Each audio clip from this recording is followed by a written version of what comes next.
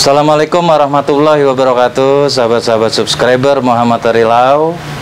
Ya, selamat datang lagi di channel saya. Ada satu hal berkaitan dengan kasus ini, yakni perceraian ya, dimana saya membela klien saya ini, seorang istri yang sebenarnya tidak ingin bercerai dengan suaminya gitu. Dan di dalam perkara ini, kesimpulan yang saya ambil adalah bahwa perkara perceraian bagi saya ini renungan bertahun-tahun ya. Perkara perceraian itu bukan masalah menang atau kalah, tapi masalah menentukan akhirat kita, kehidupan kita, dengan siapa kita hidup ke depan. Bukan masalah menang atau kalah ya. Dan pernikahan itu suatu hal yang sakral. Tidak boleh sebenarnya sembarangan main cerai-cerai aja. Apalagi diduga karena ada wanita lain ya. Sementara di Islam dibolehkan poligami. Klien saya ini bersedia dipoligami, tapi ini malah dicerai. Padahal kalaupun ada kesalahan, seorang suami itu harusnya membimbing, menuntun, mengajari ya seorang istri supaya jadi jauh lebih baik. Apakah itu sudah dilakukan oleh atau belum oleh suaminya? Kita ungkap di persidangan ini nanti saat pemeriksaan saksi ya. Dan juga konon kabarnya wanita lain ini sudah dikenalkan ke mertuanya, keluarganya. Dan kalau hadir di persidangan mertuanya dan keluarganya ini, kita akan ungkap bahwa jelas di dalam putusan-putusan pengadilan agama jurisprudensi sebelum-sebelumnya banyak permohonan cerai talak itu tidak boleh dikabulkan kalau ada unsur yang pertama tidak beralasan menurut syar'i ya, agama Islam. Yang kedua, suatu hal yang zolim. Yang ketiga, untuk menguntungkan diri sendiri ya, berkaitan dengan hati nurani. Seharusnya hakim menolak permohonan cerai talaknya ya. Di video ini mudah-mudahan ini jadi edukasi dan jadi bahan renungan hakim, karena hakim itu adalah wakil Tuhan. Semua putusannya itu akan diberikan pertanggungjawaban di akhirat kelak ya. Sebelum berangkat, saya mau menjawab ya beberapa pertanyaan sahabat-sahabat dari subscriber Muhammad Arilau ya. Yang pertama dari Halimuddin Dawalo ya, pertanyaannya begini: Pak, saya adalah pemenang lelang mobil. Setelah saya dinyatakan pemenang lelang dan surat putusan pemenang lelang saya terima, dia sudah terima nih ya berarti ya, maka mobil tersebut saya jual kepada seseorang.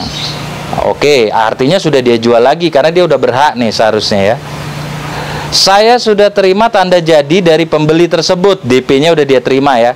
Dan pada saat mau pelunasan di balai lelang, tiba-tiba karyawan balai lelang menyatakan bahwa mobil tersebut dapat dilunasi karena lelang tersebut batal. Artinya dilunasi sama debitur mungkin ya.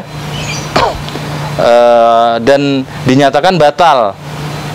Nggak bisa juga serta-merta seperti itu ya.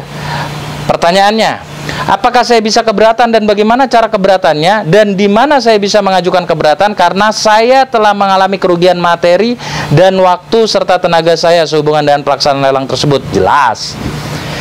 Yang bisa sahabat Halimuddin lakukan adalah buat surat tertulis, jangan hanya lisan karena tidak ada jejak pembuktian ya. Buat surat tertulis ada tanda terimanya, di mana isinya adalah meminta ya pertanggungjawaban juga kejelasan berkaitan dengan batalnya lelang tersebut. Apakah ada putusan pengadilan atau tidak? Kenapa? Karena saudara selaku pemenang lelang tidak pernah merasa diturut sertakan jadi pihak di dalam gugatan, kalau itu masuk di dalam amaning permohonan misalkan atau gugatan ya. Kalaupun di amaning itu tidak masuk ya. Dan tanggalnya eksekusinya ya, masa eksekusinya bahwa pembatalan lelang, kalau ada pembatalan lelang kan tentunya harusnya ada gugatan ya. Nah, eksekusinya itu tanggal berapa, terus pembatalan lelang itu prosesnya kapan. Nah, kalau ada permohonan pembatalan lelang ya, pihak balai lelang tiba-tiba melelang sementara itu status quo, balai lelang yang salah. Jadi harus ditentukan yang salah itu adalah debitur atau balai lelangnya. ya, atau pihak-pihak lain, ya, misalkan leasing atau apa, nanti ketahuan, minta surat itu. Kalau suratnya tidak ditanggapi, maka carilah pengacara, karena pengacara itu di pasal 17 Undang-Undang nomor 18 tahun 2003, advokat berhak mendapatkan informasi maupun data apapun, baik dari swasta maupun pemerintah, ya, supaya mendapatkan info akurat dan tahu bagaimana melakukan keberatan tersebut, ya. Pertanyaan keduanya, pembeli mobil tersebut juga keberatan sama saya karena dia juga merasa dirugikan karena dia berdomisili di Jakarta dan sekarang sudah ada di Bandung, mau melunasi mobil tersebut. Ya, kalian kerjasama aja, kalian tuh sama-sama korban sebenarnya, ya, kalau merasa seperti itu, ya, atau komunikasi sama pembeli. Anda itu bisa membatalkan lelang ini bagaimana? Melalui pengadilan kah? Atau seperti apa mekanismenya? Saya sudah menang lelang, saya nggak tahu. Coba komunikasi baik-baik, ya, dan itu nggak mesti harus pakai lawyer. Tapi kalau bicara masalah pencarian data, itu seharusnya harus pakai lawyer kalau Anda kurang piawai, ya. Ya, jadi seperti itu. Oke, itu jawabannya, semoga puas ya Mas Halimuddin Dawalo, ya. Terus saya coba jawab lagi pertanyaan-pertanyaan yang belum dijawab. Mungkin teman-teman bisa komen di video ini ya, yang saya lupaan. Oke, ini ya. Dari Nuri, ya. Saya punya hutang sama rentenir 3 juta. Sudah 2 tahun saya ditagih 20 juta, Pak. Saya bingung dan stres berat, Pak. Terima kasih. Oke. Pertanyaan saya adalah, Anda sudah membayar melebihi pokok belum? Kalau sudah, sertakan alat bukti itu yang lengkap, ya. Bilang sama penagihnya, permasalahan kita sudah selesai. Kalau Anda masih menagih saya, masih bikin susah saya akan lapor polisi. Ya, bisa lihat di video saya mengenai bagaimana menghadapi rentenir, sebelumnya ada pasal-pasalnya di situ, ya. Oke, Danuri sudah. Ada lagi dari Danuri, Mas tolong saya dong Mas, nama saya Ipah Mas dari Tegar. Oh, Ipah, ya. Oke, itu ya jawabannya Mbak Ipah, ya, yang pakai akun Danuri. Pak, saya boleh call ya? Oh, boleh, orang saya untuk melayani masyarakat kok tugasnya. Terus ini apa lagi nih, Pak, mohon maaf sebelumnya saya mau bertanya terkait dengan hakim yang menolak pertimbangan pengacara dalam sidang di pengadilan, itu istilah disebutnya dengan apa? Dalam asas ius Kurianovit jus, itu berarti hakim dianggap mengetahui semuanya, ya, semua hukum, dan hakim itu berhak, ya, untuk menerima atau menolak pendapat salah satu atau pendapat para pihak, baik prinsipal, ya, maupun lawyernya, karena dia dianggap mengetahui semuanya. Di Undang-Undang Kekuasaan Kehakiman juga diatur, ya. Oke, apalagi SHGB habis per 2018. Oh, ini ya, coba ya. SHGB habis per 2018. Dokumen ini dari Openureyes, ya. SHGB habis per 2018. Dokumen SHGB masih di bank pemerintah, karena saya masih mencicil hutang 10 tahun lagi. Bagaimana cara saya menaikkan ke SHM sedangkan cicilan saya belum lunas dan dokumen SHGB masih di bank? Mohon solusinya, ya, dari Openureyes 2ND, ya. Oke, saya jawab, ya. Ajukan aja permohonan bahwa Anda ingin meningkatkan HGB ke SHGB. Kalau dikabulkan, ya proses. Kalau nggak dikabulkan, maka bank berhak untuk menahan itu. Ada hak retensi, ya, bank. Kenapa? Karena posisinya Anda masih punya kewajiban, itu aja. Ya, dengan pendekatan, bicara dengan surat secara administratif, dilengkapi permohonannya, ya, dan ada pernyataan bahwa Anda tidak akan macam-macam, tidak akan menghilangkan jaminan dan lain-lain, gitu. Ya, mudah-mudahan itu lancar, ya. Kalau nggak paham, ya silakan ada lawyer yang paham, ya, untuk Anda gunakan jasanya.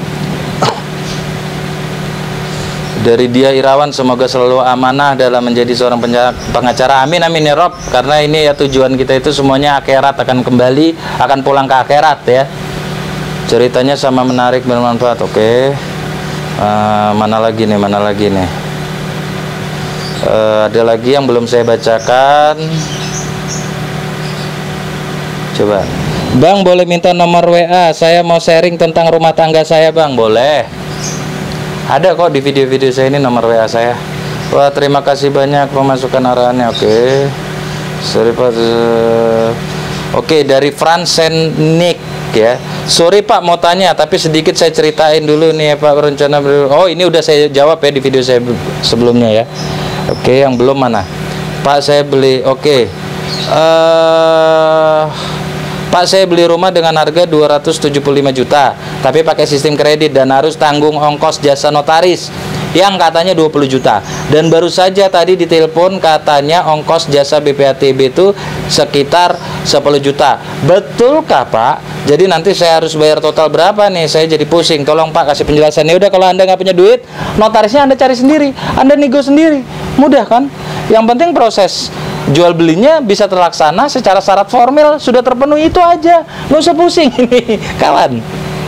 Oke, mana lagi? Mohon mana lagi? Thanks to informasi. Kenyataan di lapangan masih banyak melanggar. Oke dulu. Oke, mana. Udah ya, sementara itu dulu ya, karena ini saya juga udah ditunggu. Nanti kalau ada yang belum jawaban pertanyaannya saya jawab di video Q&A selanjutnya, insya Allah saya jawab. Jauhi narkoba ya, tata hidup, belajarlah dari setiap pengalaman hidup ke depan. Semoga kita bisa banyak menjadi orang yang bermanfaat ya. Satu pesan saya dalam hidup ini ya, sabar itu bukan mengalah. Sabar itu adanya di hati dan menerima ketetapan Allah. Tapi secara fisik kita wajib memperjuangkan hak-hak kita, terutama hak secara hukum, supaya hidup kita nyaman dan tidak dizolimi. Terima kasih. Assalamualaikum warahmatullahi wabarakatuh. Oke, kita sidang.